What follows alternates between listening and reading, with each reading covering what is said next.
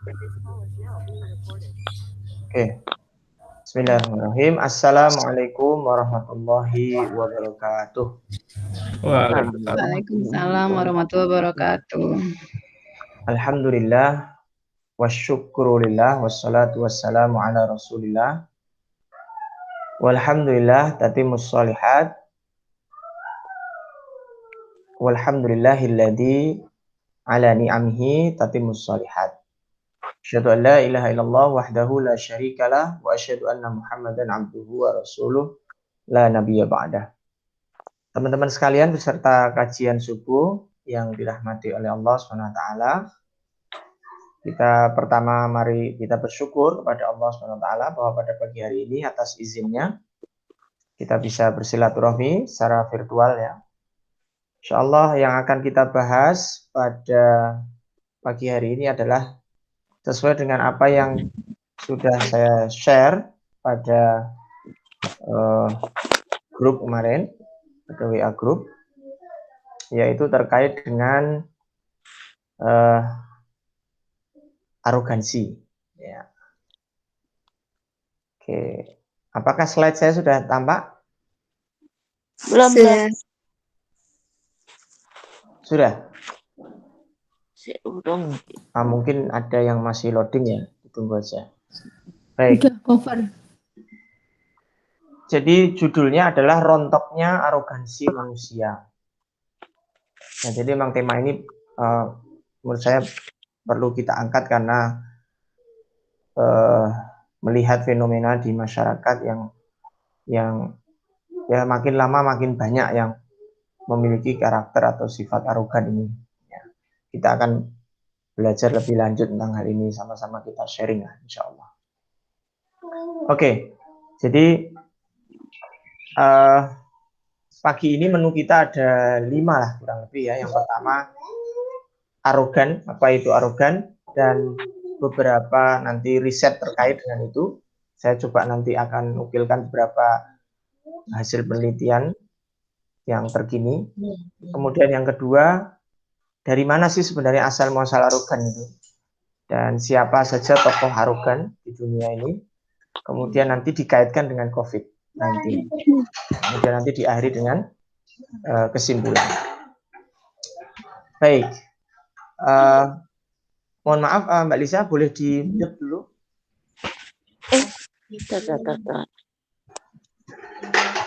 Nah, arogan ini saya kira kita semua sepakat ya. Artinya masyarakat dunia sepakat bahwa arogan adalah perilaku buruk yang bersifat universal. Artinya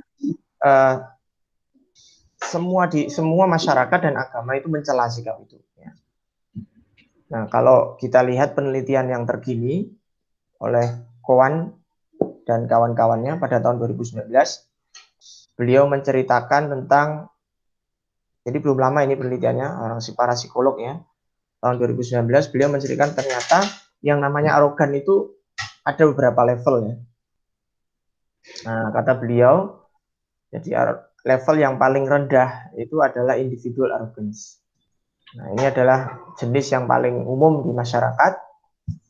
Ya, biasanya bisa jadi ini atasan kita karena dia ingin dihormati dan sebagainya. Ya, meskipun ini sedikit mengganggu, tapi ini tidak berbahaya. Ya, sedikit lah, kecil resikonya. Kemudian level yang nomor 2 yaitu competitive arrogance.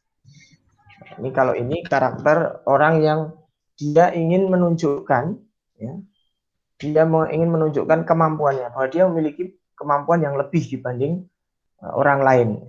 Nah, di sini sebagai contoh misalnya pemain tenis ya, dia yakin bahwa misalnya bisa mengalahkan Venus Williams sekalipun. Nah, yang paling parah ini yang ketiga, antagonistic arrogance. Jadi orang yang paling serius level arogannya, yaitu orang yang sudah menikmati celaan orang terhadap sikap arogannya. Jadi mungkin kan kita kalau mendapati ada orang yang arogan itu kan biasanya ya tanda petik dicela gitu ya, dicela atau dianggap dia melakukan satu bentuk kesombongan atau arogansi. Nah, tapi orang ini nyaman karena dia merasa sebagai seorang yang superior. Bahkan dia secara antagonis dia melakukan perlawanan terhadap orang yang merasa tidak nyaman dengan dirinya. Nah, naudzubillah ya. Artinya ini sudah arogan yang akut gitu ya. Nah, jadi kemudian ada satu tesis yang lain atau pernyataan yang lain, yaitu arogan itu condong membawa dampak buruk. Bukan hanya untuk dirinya sendiri, tapi bisa berbahaya juga bagi keluarganya dan orang-orang yang di sekitarnya. Ya, ada arogan itu yang bisa menular gitu ya.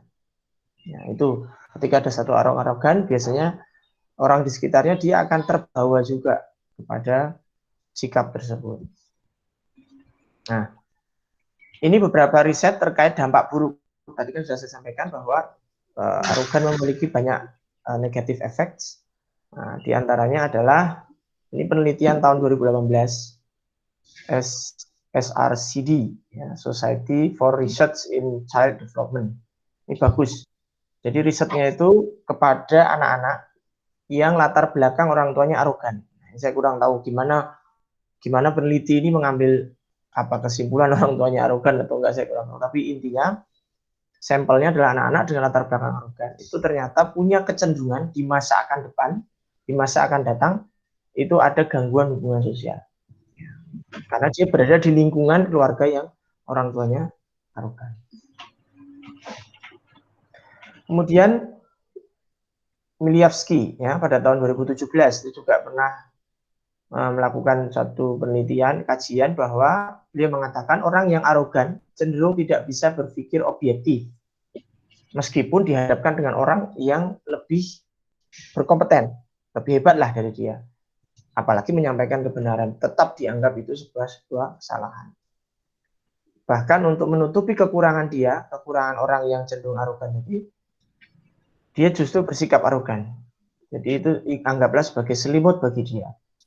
Karena baginya dia selalu benar dan orang lain salah. Meskipun dirinya salah, tapi dia menjudge bahwa dirinya selalu benar. Nah, ini adalah beberapa riset terkait dengan dampak buruk arogan. Artinya orang-orang di sekitarnya menjadi korban. Apakah anaknya, keluarganya, atau orang-orang di sekitarnya. Naudzubillah min dzalik. Nah, apa itu arogan? Nah, kalau kita ingin mendefinisikan arogan, kita ambil saja istilah yang pernah disampaikan Nabi kita Nabiullah Muhammad Sallallahu Alaihi Wasallam. Ya, kata Nabi dalam sebuah hadis sahih riwayat Muslim. Ini hadisnya sebenarnya di awalnya ada Innallaha jamil yuhibbul jamal. Sesungguhnya Allah itu maha indah dan Allah itu suka dengan keindahan. Jadi kalau kita itu suka dengan keindahan, maka itu sebenarnya kesukaan Allah. Nah, kemudian di bagian akhir hadis itu dikatakan al-kibru batrul haq wa ghamtun nas. Yang dimaksud dengan kiber, arogan, garis miring sombong, itu ada dua, yaitu batorul haq, menolak kebenaran, wa ghamtun nas, dan meremehkan manusia.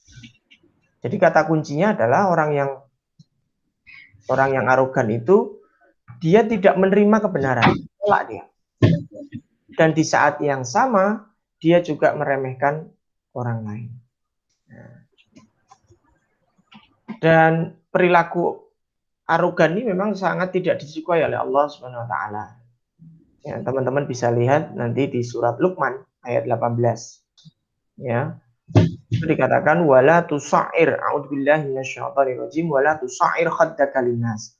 Dan janganlah engkau memalingkan wajahmu karena sombong, karena arogan, linnas kepada orang lain. Kan ada itu orang yang dia merasa misalnya kemampuannya di atas orang lain, kemudian dia memalingkan wajahnya atas dasar kesombongan. Dia merasa lebih hebat gitu ya. Wala tamshi fil ardi maroha. Ya, dan janganlah kamu berjalan di muka bumi dengan penuh kecongkakan, ya, kesombongan. Innallaha la yuhibbu kulla mukhtalin fakhur. Sesungguhnya Allah tidak suka kepada setiap kesombongan dan orang-orang yang membanggakan dirinya. Dan kata-kata mukhtalin fakhur ini bukan hanya sekali. Di surat lain juga ada ayat lain yang mengatakan mukhtalin fakhur. Boleh membanggakan diri dan bersikap. Kemudian yang ketiga, arogan ini juga berbahaya karena bisa membuat yang bersangkutan tidak masuk surga. Ini yang paling tragis ini. Hadis riwayat Muslim sahih. Di situ dikatakan la yadkhulul jannah, tidak masuk surga siapa? Mangkana fi qalbihi, yang masih ada dalam hatinya mithqalu dzarratin min kibr. Ada sedikit sebiji zarah. Sebiji zarah itu kecil sekali, min kibr, dari rasa arogan. Nah, ulama sepakat bahwa yang dimaksud tidak masuk surga sini bukan berarti tidak masuk surga selamanya, tetapi tidak masuk surga secara langsung. Kan orang mukmin itu ada dua kemungkinan ya, bisa dengan rahmat Allah itu masuk surga langsung, atau yang kedua mampir dulu ke neraka ya untuk dibersihkan dari dosanya, baru kemudian masuk ke surga. Jadi konteks hadis ini disepakati oleh para ulama, jumhur ulama, bukan berarti tahrim, bukan berarti diharamkan masuk surga, tapi lebih kepada mungkin ada proses ke neraka dulu, begitu bahasanya. Berbeda dengan orang-orang yang kafir, orang-orang yang musyrik, orang-orang yang musyrik.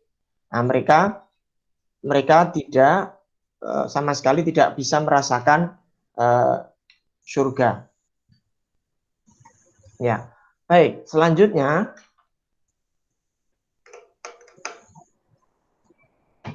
asal usul arogan. Asal usul arogan. Asal usul arogan. Ya. Jadi arogan ini sebenarnya dari siapa sih?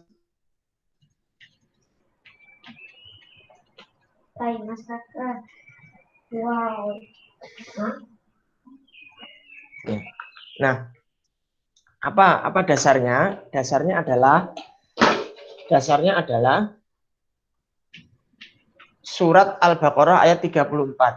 Allah berfirman, A'udzubillahi minasyaitonirrajim. Bismillahirrahmanirrahim. Wa id qulna, dan katakanlah ketika kami Allah mengatakan kepada para malaikat, usjudu li Adam, bersujudlah kalian wahai para malaikat kepada Adam. Fasajadu, maka kemudian mereka bersujud. Malaikat maksudnya ya. Illa iblis, kecuali iblis. Nah, ini ulama sepakat bahwa yang dimaksud sujud di sini bukan sujud kita hamba kepada Allah, bukan. Tapi sujud yang dimaksud penghormatan. Jadi Allah ingin malaikat itu menghormati Adam ya sebagai khalifah Allah di muka bumi, kira-kira begitu. Nah, kemudian mereka bersujud. Tapi ada yang tidak mau bersujud nih, yaitu iblis. Di situ disebutkan aba wastakbara. Iblis itu enggan untuk bersujud, dan iblis juga sombong. Wa kana minal kafirin. Ya, dan mereka itu adalah bagian dari orang yang ingkar.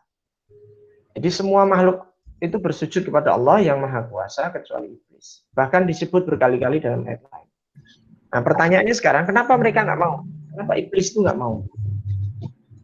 Nah, itu ada juga keterangannya dalam surat Al-A'raf ayat 12. Iblis tidak mau bersujud kepada Adam karena merasa lebih superior tadi, lebih hebat dan lebih mulia daripada Adam. Qala ma mana'aka alla tasjud, ya. Apa yang membuatmu tidak mau bersujud? Id amartuk, ketika aku memerintahkan kamu. Jadi ini Allah berfirman, apa yang membuat kamu wahai iblis tidak mau bersujud ketika aku perintahkan saat itu? Qala, iblis menjawab, ana khairum min, saya ini lebih hebat daripada siapa? Adam. Khalaqtani min nar, ya, saya diciptakan dari api. Wa khalaqtahu min tin, sedangkan sebentar saya accept dulu ini Mas Heri. Ya. Wa khalaqtahu min tin, sedangkan siapa? Malaikat diciptakan dari wa khalaqtahu min tin, sedangkan manusia Adam itu diciptakan dari tanah. Ya. Jadi dia merasa kalau api itu lebih mulia daripada tanah, begitu. Nah, sikap iblis ini ternyata teman-teman sekalian itu ditiru, ya, direplikasi para tokoh besar. Bukan hanya di zaman sekarang, tapi sudah terjadi sejak zaman dulu. Ya, dua tokoh besar yang sangat populer dengan arogannya. Yang pertama Korun. Ya, saya kira teman-teman sudah tahu ceritanya semua ya tentang Korun, sehingga tidak perlu saya ceritakan ulang. Tapi intinya ada satu potongan ayat yang di situ menunjukkan arogannya. Sikap arogannya beliau, sikap arogannya Korun. Dalam surat Al-Qasas ayat 78, qala, berkata siapa Korun, innama utituhu, sesungguhnya apa yang aku peroleh, ya, ala ilmin indi, ini semua atas keilmuan yang aku miliki. Jadi semua harta yang ada padaku ini itu karena kemampuan ilmu yang aku punya, kemampuan berbisnis, kemampuan dan lain sebagainya. Ya, jadi Korun ini kan sebenarnya sepupunya Nabi Musa alaihissalam. Dia ini anaknya, adiknya Imran, ya, Musa kan bin Imran. Nah, waktu itu awalnya miskin, tapi kemudian minta didoakan kepada Nabi Musa, minta tolong didoakan, kemudian Allah kabulkan, tapi ternyata justru lupa diri. Ya. Kemudian oleh Allah apa? Dengan arogansinya itu ditimpakan bencana besar, ditenggelamkan Korun itu dengan beserta dengan hartanya. Na'udzubillah. Ya. Kemudian yang kedua tokoh adalah Fir'aun. Jadi kalau Korun tadi arogannya adalah arogan kaitannya dengan harta benda, kalau Fir'aun ini arogannya arogan kekuasaan. Bahkan saking dia ingin berkuasanya, dia sampai mengaku dirinya sebagai Tuhan. Faqala dalam surat An-Nazi'at, maka kemudian Fir'aun berkata, ana rabbukumul a'la. Saya ini Tuhanmu yang paling tinggi, paling hebat. Ya. Mengaku menjadi Tuhan. Na'udzubillah min dzalik. Memang ngeri kalau bicara tentang Fir'aun. Nah, ini jasad mumi Fir'aun, ya. Jasad mumi Fir'aun yang masih utuh. Sebetulnya Fir'aun itu kan bukan nama ya, tapi Fir'aun itu jabatan raja. Jadi seperti mungkin kalau di kita mungkin gubernur gitu ya. Jadi gubernurnya bisa berganti-ganti. Ya. Jadi Fir'aun yang di zaman Nabi Musa itu namanya Ramses II. Ya, ada ahli arkeolog Muslim yang mengatakan bahwa Ramses II beserta anaknya. Jadi anak keturunannya Ramses II itu ada juga yang masih mendapati eranya Nabi Musa alaihissalam. Nah, ini jasadnya ini masih utuh, ada di Mesir. Nah, dengan izin Allah saya pernah ini alhamdulillah ke museum ini yang ada di Kairo itu. Dan memang betul teman-teman sekalian, di situ posenya seperti itu, tangannya bersilang seperti itu. Dan ada banyak itu Fir'aun itu di dalam ruangan itu, ruangan khusus itu. Dan ini janji Allah. Kenapa? Dalam surat Yunus Allah mengatakan, "Fal yauma nunajjika bi badanika." Pada hari di mana kami menyelamatkan tubuhmu. Ya, artinya memang jasad Fir'aun ini dibiarkan untuk utuh itu oleh Allah. Litakuna liman khalfaka ayah. Agar menjadi orang-orang yang di era berikutnya itu menjadi apa? Pembelajaran, bukti. Ya. Wa inna katsiran minan nas, kebanyakan manusia an ayatina, terhadap bukti-bukti yang sudah kami hamparkan ini la ghafilun, lengah, lalai.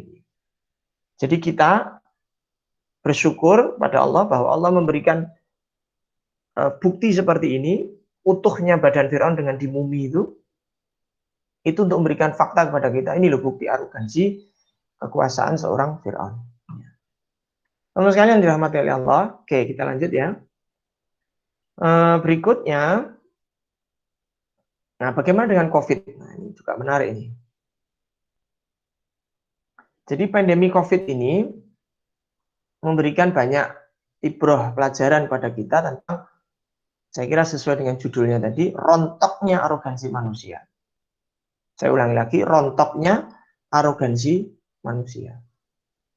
Sekaligus sebagai reminder betapa manusia itu hanyalah makhluk yang dhaif, makhluk yang lemah, dan makhluk yang memiliki keterbatasan. Ya, itu harus diakui. Ya, kita ini sehebat-hebatnya kita ini punya kelebihan dan juga punya kelemahan dan juga punya keterbatasan. Sebagai contoh ya, kita akan tunjukkan di mana keterbatasan kita. COVID ini ternyata kan makhluk yang sangat kecil. Yang oleh Zhu et al. Zhu et al. Tahun 2020 itu diteliti ukurannya itu 0,125 mikrometer. Culik banget itu. Kalau dikonversi ke nanometer jadi 125. Ya. Nah itu dibandingkan dengan sel darah merah, kemudian dengan bakteri, itu corona itu lebih kecil. Insya Allah. Ya. Ini ciptaan Allah nih, makhluk Allah kecil sekali. Tapi meskipun kecil, itu bisa membuat masyarakat di seluruh dunia itu panik dan kocar-kacir, kira-kira seperti itu. Ya. Nah, bentuk kepanikannya seperti apa? Nah, bentuk kepanikannya itu bukan hanya di negara berkembang, tapi negara yang sudah maju, yang notabene memiliki ilmuwan-ilmuwan yang mumpuni, yang hebat, kemudian teknologi juga modern, itu juga tidak lepas dari ancaman ini. Tidak ada lagi istilah negara superpower berkaitan dengan COVID. Mungkin kalau berkaitan dengan ekonomi masih ada negara superpower. Tapi kalau sudah dengan COVID ini sudah nggak ada lagi yang namanya negara superpower. Yang merasa hebat, merasa mampu menangani kasusnya dan lain sebagainya. Bahkan ada yang dengan sombongnya mengatakan negara saya sudah terbebas. Segala upaya rekayasa teknologi dilakukan. Ya, salah satunya vaksin yang mungkin teman-teman beberapa ada yang sudah disuntik ya, alhamdulillah. Nah, ini saya yang di Malaysia belum ini. Nah, vaksin ini dikembangkan hanya sebagai salah satu saja dari sekian variabel yang dianggap mampu untuk menekan laju penyebaran dari virus ini. Ya, itu pun masih terus dievaluasi. Bagaimana tingkat efikasinya dan lain sebagainya. Ini adalah bukti-bukti bahwa teman-teman, bukti bahwa kita ini penuh dengan keterbatasan. Bahkan boleh dikatakan logika kedokteran itu banyak yang terpatahkan gara-gara COVID. Orang yang dekat dengan penderita COVID itu malah tidak tertular, tapi orang yang hanya sama-sama memegang pegangan pintu misalnya, itu malah kena. Nah ini berarti kan logika-logika kedokteran, logika penularan itu sudah enggak sesuai dengan sunatullahnya. Nah disinilah letak kuasa Allah Subhanahu wa Ta'ala. Singkat kata, wabah ini kan banyak merubah tatanan dan sudut pandang manusia. Cara belajar kita berubah, cara mengajar kita berubah, mungkin yang pendidik di sini banyak ya. Kemudian cara bekerja kita berubah, cara berinteraksi kita berubah. Nah, apapun boleh berubah, namun satu yang tidak boleh berubah yaitu ketaatan kita kepada Allah Subhanahu wa Ta'ala dalam situasi apapun. Qiyaman wa qu'udan wa 'ala junubihim. Kita ini dalam keadaan berdiri, ya, qu'udan dalam keadaan duduk maupun dalam keadaan berbaring, kita harus ingat kepada Allah. Artinya kita bisa mampu tegak berdiri, atau kita misalnya terpaksa nggak mampu ya duduk, atau kalau tidak mampu berbaring, tetap ingat Allah. Bahkan orang yang sakit koma sekalipun tetap wajib sholat. Ya, meskipun hanya dengan isyarat mata. Nah, ibadah Ramadan dalam suasana COVID, ya, saya kira ini Ramadan yang kedua. Ya, kalau di Malaysia itu disebutnya sudah 2 tahun raya tak raya gitu. Jadi sudah 2 tahun raya tapi tidak seperti raya. Nah, tapi insya Allah dengan demikian ibadah Ramadan dalam suasana COVID ini tidak merubah semangat kita untuk bagaimana kita tetap mengejar semua kemuliaan yang ada di bulan ini. Nah, belum kita bicara bencana lain seperti banjir, angin tornado, gempa besar, tsunami, ya, apapun itu. Nah, itu boleh jadi merupakan teguran dari Allah SWT atas arogansi manusia. Ya. Alhamdulillah. Kalau sudah seperti ini, negara mana yang bisa bertahan? Orang bikin rumah anti gempa, kalau gempanya terlalu besar ya roboh juga. Jadi, ya, orang ada tsunami mau lari kemana? Ya. Terus sekali Allah, kesimpulan yang bisa saya sampaikan pada pagi hari ini, cukuplah arogan itu menjadi perilaku iblis. Tidak perlu kita replikasi, tidak perlu kita tiru, tidak perlu kita tularkan kepada orang-orang di sekitar kita. Yang kedua, cukuplah manusia itu menyadari bahwa arogan itu hanya membinasakan, hanya menyengsarakan, tidak saja di dunia, tapi di akhirat kelak. Ya. Jadi kesengsaraan itu jelas akan dialami bukan hanya di dunia, tapi juga bisa di akhirat. Nah, kemudian yang ketiga, cukuplah Allah. Ya, cukuplah Allah, zat yang maha arogan. Ya. Maha arogan itu kalau dalam Asmaul Husna itu disebut Al-Mutakabbir. Allah satu-satunya zat yang layak untuk arogan. Dan Allah maha berilmu. Nah, di dalam surat Yusuf ayat 76 itu, nah ini saya kira ini penting ini, terutama kita bagi orang yang berilmu untuk tahu tentang hari ini. A'udzubillahi minasyaitonirrajim wa fawqa kulli dzi ilmin alim. Dan di atas setiap orang yang mengklaim dirinya memiliki ilmu, saya ulangi, dan di atas setiap orang yang berilmu, apapun ilmunya, ilmu statistik, ilmu matematik, ilmu apa panjenengan yang di sini mungkin ada yang memiliki ilmu manajemen atau apapun. Di atas ilmu yang kita miliki itu ada alim, ada Allah zat yang maha berilmu. Mudah-mudahan kita semakin menyadari betapa kita ini makhluk yang dhaif, makhluk yang lemah di hadapan Allah Subhanahu wa taala. Demikian teman-teman yang dapat kami sampaikan. Terima kasih. Wassalamualaikum warahmatullahi wabarakatuh.